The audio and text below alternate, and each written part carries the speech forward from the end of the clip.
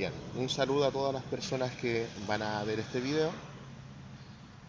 Vamos a continuar hablando el día de hoy sobre el despertar de la conciencia, sobre el desarrollo interior a través de el método llamado el eneagrama. Si ustedes pensaban que el eneagrama solo se trabaja con el símbolo del eneagrama, no es así. Eso es una guía, pero en el fondo, en realidad tú lo trabajas contigo mismo. El día de hoy les voy a enseñar un poquito sobre autoobservación, sobre cómo conocerse a ustedes mismos y comprender en mayor profundidad de dónde proceden aquellas cosas que algunas veces nos afectan, nos causan dolor, agobio, tristeza y no nos dejan en paz. A todas estas facetas que están en nuestro mundo interior se le conoce con el nombre de egos. En plural, porque no es uno, sino que son muchos. Y egos, ¿qué significa? Significa yoes. ¿Ya? Los egos significan los yoes. ¿Y por qué se le conocen con ese nombre? Porque tendemos a identificarnos con ellos. Tendemos a creer que somos los egos. Y en esa ilusión, el nombre preciso que se les da es ego. Vamos a hacer este diagrama. Es bastante sencillo. Ustedes los pueden hacer en su casa para estudiarse a ustedes mismos y les va a servir. Yo sé que muchos de ustedes han leído los libros de Gurdjieff o algunos han estado en algunos centros de estudios de ustedes mismos, de sí mismos, y eso sirve bastante, ¿ya? Tanto lo uno como lo otro, pero te dicen que te observes los distintos centros, ¿ya? Te dicen que te observes el centro intelectual, vamos a poner acá el intelecto. Te dicen también que observes el centro emocional, las emociones, y también dicen que observes el centro motriz instintivo, que son los movimientos y aquellas reacciones autómatas de nuestro cuerpo. La presión, el calor, todo lo que son reacciones autónomas de nuestro organismo. Pero no te dicen cómo hacerlo. Entonces, para aquellos que están iniciando, esta es una buena forma de hacerlo. Ustedes escojan en su mundo interior aquello que les molesta, les complica, un área de vida que puede ser la de pareja, puede ser el área laboral, el área de estudio, la relación con ustedes mismos, la sexualidad, la que ustedes gusten. ¿Ya? Y van a buscar, en primer lugar, un área de complejidad. Y van a buscar cómo ustedes son en ese momento. A veces uno dice, mira, yo en realidad en el área de pareja a veces soy súper cascarrabia, soy bien gruñón y ese es el ego que quiero estudiar. Entonces usted le va a poner un nombre, el gruñón, por ejemplo. Otro ejemplo, en el trabajo. Supongamos que en el trabajo usted tiene altas capacidades, es una persona muy inteligente, pero a la hora de las reuniones no da su opinión. A la hora de los trabajos de equipo, cuando tienen que hablar en grupo, no se atreve. Entonces, usted sabe que ese ego se manifiesta en ese contexto, en ese momento, y le puede poner un nombre que usted va a elegir. Por ejemplo, el vergonzoso. Y así con todas las áreas. Ya, vamos a utilizar este último ego.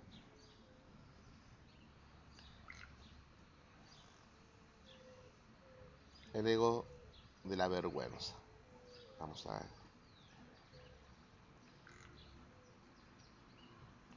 Yo escribo todo reducido. Ya me acostumbré a escribirlo así, pero a la medida que van viendo el video, lo van a van a poderse guiar bien. El ego de la vergüenza. Ustedes cojan el que ustedes quieran estudiar en su casa. Ayúdense con este diagrama. Lo primero que van a preguntarse ustedes es con respecto a lo que es intelecto, lo que es pensamiento. Cuando aparece este ego de la vergüenza, ¿qué es lo primero que ustedes piensan? ¿Cómo piensan en ese momento? ¿Qué dicen en ese momento? ¿Qué se dicen a ustedes mismos? ¿Qué ideas elaboran? Y una de estas puede ser, por ejemplo, no soy capaz.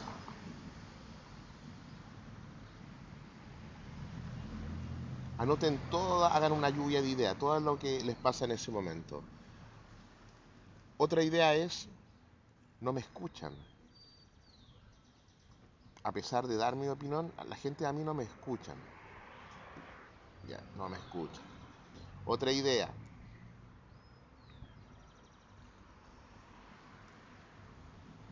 haré el ridículo.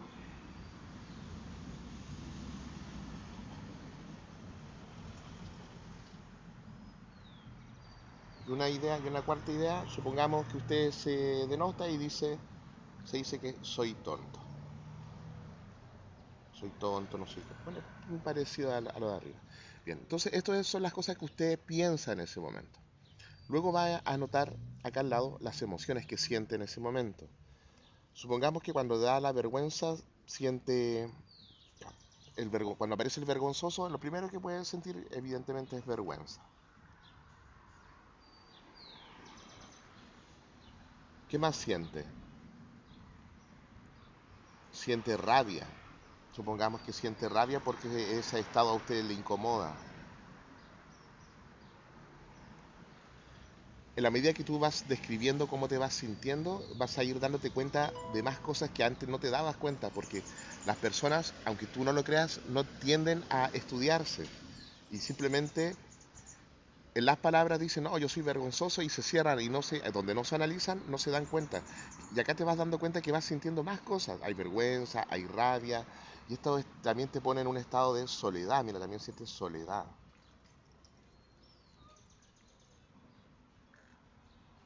Y también hay desconfianza. Supongamos que tú sientes desconfianza.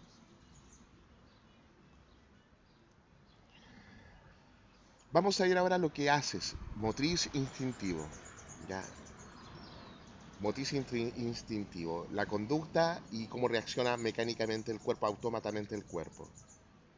Acá, supongamos que te pones, si te pone la cara roja, te sonrojas.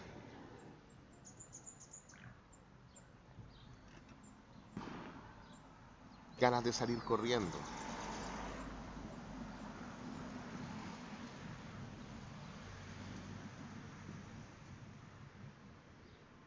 Recuerden, ustedes van a notar lo que les pasa a ustedes.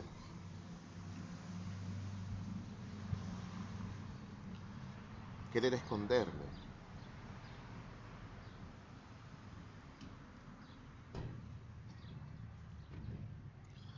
Ponerme nervioso.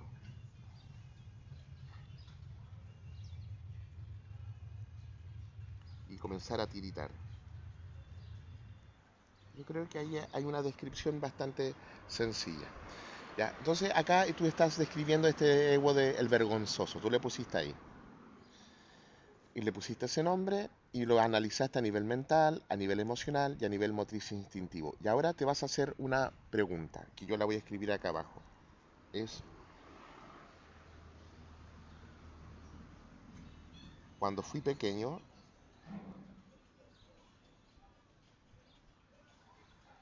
niño, o niña, si usted dama, ¿quién era así?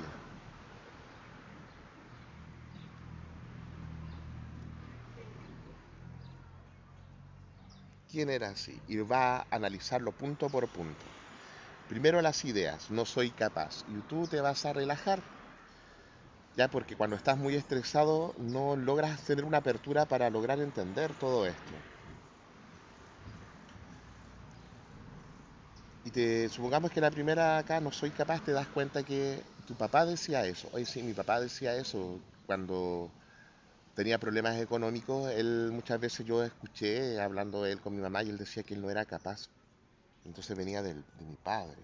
Y acá notas entre paréntesis, el padre. No me escuchan. Lo revisa así. Mi mamá decía eso.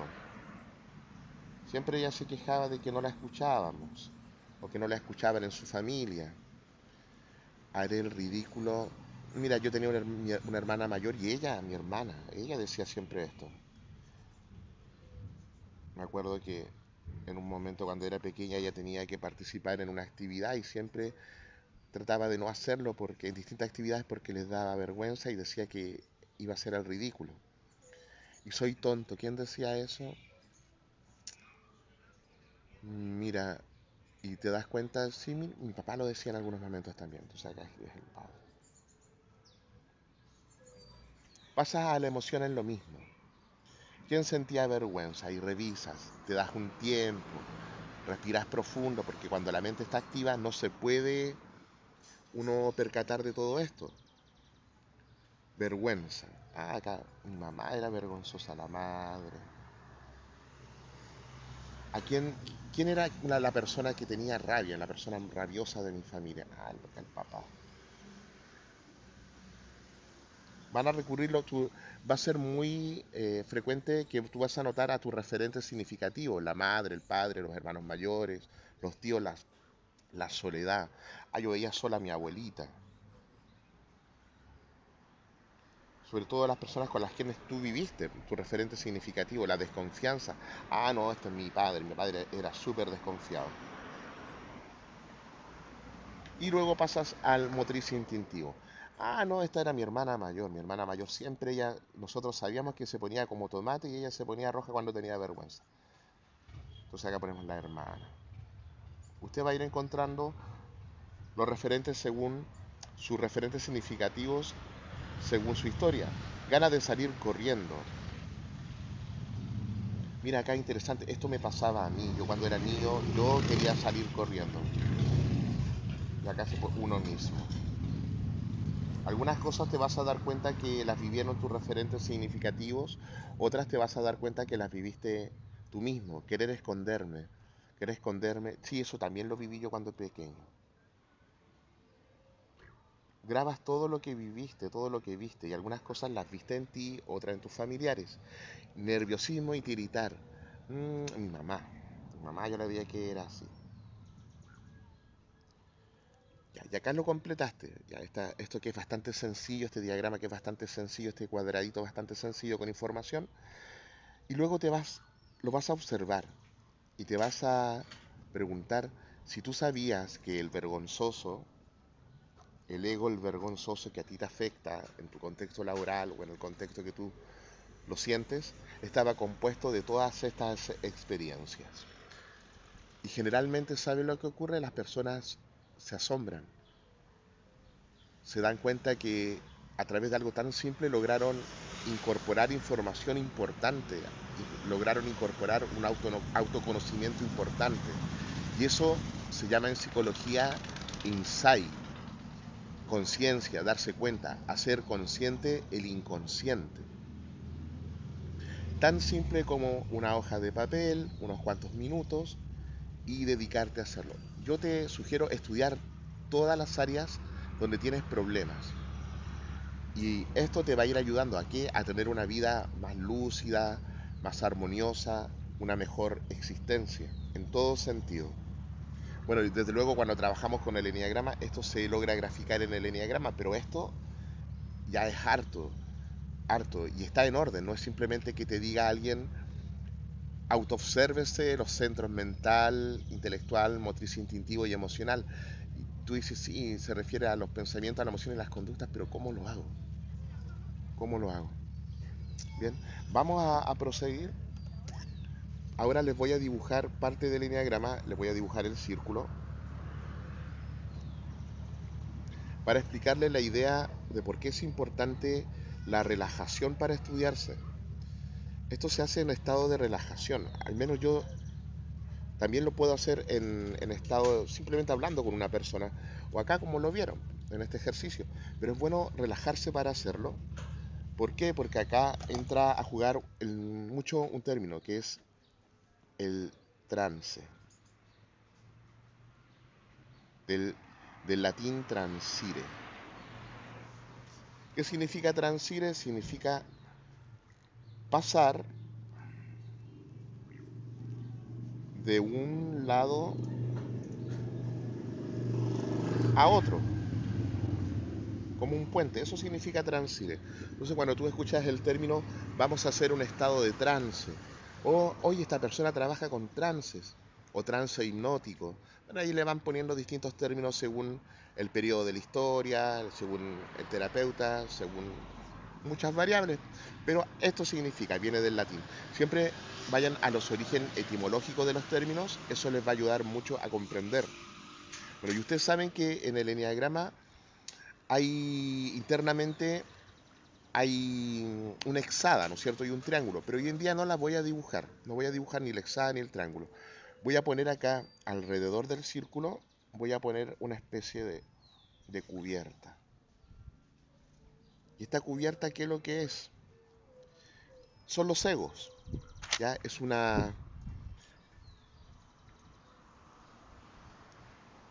Son aprendizajes, son patrones mentales, emocionales, conductuales que tú aprendiste en tu vida. Cuando estos son constantes y tú los repites de una situación a otra, de un contexto a otro, a eso se le llama personalidad. Uno cree que uno es la personalidad, pero no somos la personalidad. La personalidad es lo que nos acostumbramos, es el modo en cómo nos acostumbramos a responder en el mundo. Eso es la personalidad. Por lo tanto, el trance se hace para esto, se hace para que podamos llegar acá, a este círculo, a la esencia, llegar a la conciencia. Vamos a poner acá, vamos a usar un término que usaban los filósofos griegos, esencia, que es sinónimo de conciencia. Conciencia generalmente se puede reducir en S, S y A. Y también sinónimo de alma. Hoy en día los psicólogos cuando escuchan hablar de alma, como están educados materialistamente, se ríen, siendo que psicología significa etimológicamente estudio del alma, estudio de Psiche, y Psiche es la diosa alma. Lean el mito de Psiche, un mito griego que les va a encantar, ahí van a entender mucho con respecto a la relación entre la conciencia y el deseo, lo importante que es el deseo y la sexualidad en la vida para despertar la conciencia. ¿Han escuchado que hay personas que dicen, oye, a mí nadie me mete en trance o a mí nadie me hipnotiza porque yo tengo la mente fuerte y son súper soberbios? Esas personas, en el fondo, tienen mucho de esto, mucho ego, tienen egos densos. Mientras más denso el ego, es más lo que tienes que invertir el tiempo en atravesarlo. Tienes que atravesar un desierto muy grande. Mientras más rígido, hasta el punto que hay personas que nunca llegan acá. Ya viven acá en el ego nomás, viven en la periferia. Desde luego va a depender de las habilidades del terapeuta que te pueda llevar acá, al centro.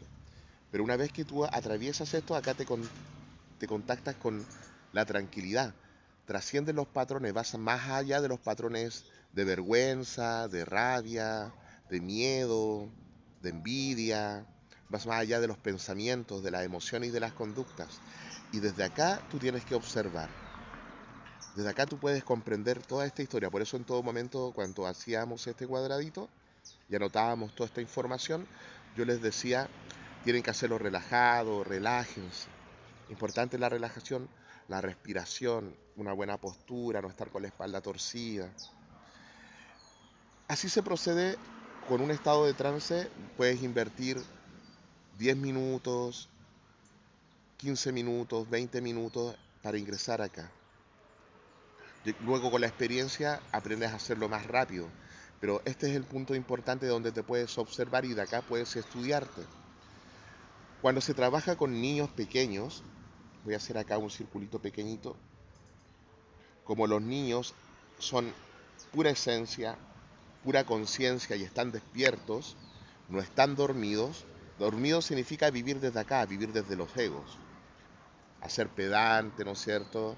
Hacer iracundo y quedarte en eso jactanciosamente, justificándolo más encima, pavoneándote de ser de esa forma. Cuando uno trabaja con un niño pequeño, el trance, el pasar de un lado a otro es inmediato, de tal forma que tú puedes hablar con el niño y le puedes preguntar y el niño te va a responder. Y si tú sabes bien lo que vas a preguntar, inmediatamente vas a tener una respuesta re importante, no tienes que invertir mucho tiempo. A veces yo he visto personas que hacen hipnosis o terapeutas que intentan hipnotizar a los niños no teniendo en claro estos conceptos que yo le estoy hablando. O sea, ¿por qué vamos a hacer esto? ¿Por qué uno intenta relajarse, cerrar los ojos, respirar profundamente, meditar e ir a su mundo interior. Tiene un objetivo. Desde luego se siente agradable, se siente muy bonito, se siente bien. Pero esta es una explicación que te va a servir. Recuérdense que el intelecto, el raciocinio es importante. También forman parte de la esencia del ser. Entonces cuando tú trabajas con un niño pequeño o tú quieres hablar con tu hijo, no necesitas simplemente, no necesitas relajarlo, le preguntas directamente. Supongamos que un niño tiene miedo, vive con temor, un pequeñito de 5 o 6 años. Tú directamente puedes hablar con él, lo miras, lo haces sentir cómodo y le preguntas en qué parte del cuerpo siente ese miedo. Generalmente te va a decir en la cabeza, en el pecho o en el estómago. Si no, tú le preguntas, ¿lo sientes en la cabeza, en el pecho, en el estómago? Y él con la manito se va a tocar y te va a decir. Y tú puedes preguntarle lo siguiente, ¿de quién es ese miedo? Y te va a responder, y lo que te responde te va a dejar asombrado. Muchas veces la respuesta es de mamá, es de papá, es del abuelo, es del hermano, y ahí, ¡pum!, te diste cuenta que obtuviste información crucial, solo por entender cómo funciona la psicología de un niño.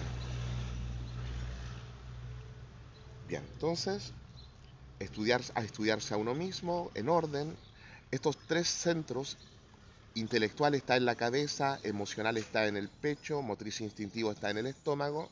Es la forma en cómo se entendía antiguamente, tradicionalmente, al ser humano. Hay un autor que se llama Eliphas Levi, así fue conocido, pero su nombre real es Augusto Constant. Él fue cura y tiene una historia bastante entretenida. Él fue excomulgado, pero él se cambia nombre y él sigue haciendo misa. Y hasta que en un momento alguien que lo conocía de antes se dio cuenta que esta persona estaba trayendo mucho público. Y como era un maestro, iba mucha gente a verlo, a escucharlo, hasta que alguien dijo, oye, este es Eliphas Levi, el que tenemos excomulgado. Bueno, hasta ahí llegó con el tema de las misas y siguió con su parte más mística. Él es un maestro. Él habla en un escrito que tiene, que se llama Esfinge, sobre el simbolismo de la esfinge. Si ustedes revisan los dibujos de la esfinge o esta esfinge que está en Egipto, se van a dar cuenta que tiene cabeza humana. La cabeza humana representa la esencia, el alma, la conciencia, el ser. Pero tiene patas de león. Las patas de león representan el centro emocional. También tiene patas de becerro o de vaca, ¿no es cierto? De toro, de vaca. Representa la parte motriz instintiva. Y originariamente las esfinges tenían alas. Se les construía con alas. Y las alas representan el intelecto, el pensamiento. Son un símbolo de la autoobservación, cómo la esencia tiene que observar pensamiento, emociones y conductas y sensaciones instintivas para poder estudiarse a uno mismo. Y esa forma de estudio de uno mismo es una tradición que se fue enseñando de padres a hijos, de padres a hijos. Y esta forma de estudio procede, esa es la parte importante. Todos van a decir del enneagrama, y el enneagrama es sufi, es árabe, o tiene 5000 años de antigüedad. Todo. No, esto viene de un conocimiento natural. Así funciona el ser humano realmente. Es la forma originaria en que una persona, un ser humano, un hombre Dios, vino a enseñar. Vino a enseñar hace 2000 años y un poquito más, ¿no es cierto? Él nace en Belén y a los señores no les gustó lo que él vino a hacer, porque él vino a enseñar un orden en el estudio del ser humano. Y ese orden habla de algo sumamente importante, del encuentro entre el hombre y la mujer. ¿Por qué hago el hombre con el signo positivo? Porque el hombre tiene una energía positiva y la mujer tiene una energía negativa. No negativa de mala, sino de polo negativo.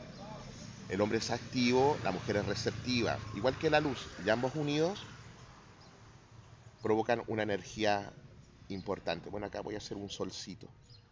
Para aquellos que han trabajado en sí mismos en esta esfera, se van a dar cuenta por qué dibujo el sol. De hecho, Cristo es un término romano, no es un término hebreo. Significa el ungido, el elegido. Vamos a ponerla acá entre paréntesis. Bien, un poco de historia, un poco de guía para estudiarse a sí mismo y sigan viendo los videos porque les voy a ir enseñando más cosas. Un gran abrazo.